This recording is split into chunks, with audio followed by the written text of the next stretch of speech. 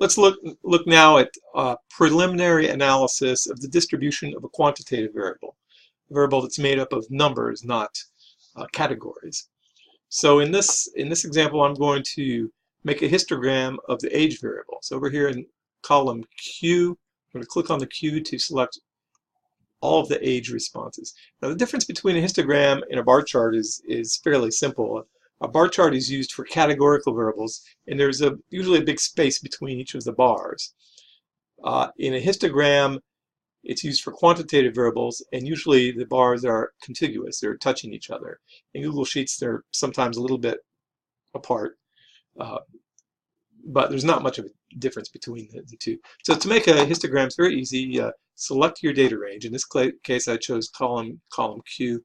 Actually, let's only select the rows that were actually contain data, and I'm including the header there, row 1. We go to Insert, we insert Chart, and it gives a column chart. That's not really what I want. I want a histogram. So a histogram is all the way down here at the bottom. It's this one right here. You see, when I mouse over it, it says histogram chart. I'm going to click on that. That's not right.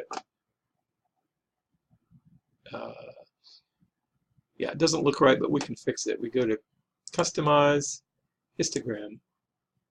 And the problem is the bucket size. The bucket size is the size of each of the bars in the histogram.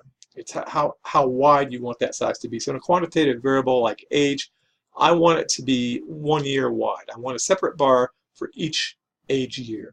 So I'm going to make my bucket size 1. And that should fix it. Yes, that fixed it very nicely. Now we have, let's see if I can zoom in a little bit. Well, I don't know. I don't know how to zoom in on Google Sheets, but if you can see that we have 4 respondents who are age 19, 20 respondents were age 21, or I'm sorry, 8 respondents were age 21, 20 to 21, 10 respondents age 21 to 22, and so forth. So this is a distribution you would expect when you give your survey, when you ask undergraduate students to give a survey. Most of them are going to give the survey to their friends, and so most of the people are going to be college age. And then you have a few outliers here. People gave it to neighbors or family members or friends who were of different ages. So we can see the distribution of this quantitative variable. And notice it's not a nice bell curve. Instead, it's skewed. If we put a line to this, it's skewed. So pretty easy. Go to Insert, choose Chart, make sure you have the histogram, and then set your bucket size to be something meaningful, to fit your data. If you set the bucket size to something, if you let Google do it automatically, it will put people into age categories here, which might be okay. This is a 10-year age category, people who are 15 to 25 years old. And that's accurate, but I don't want to see it that way.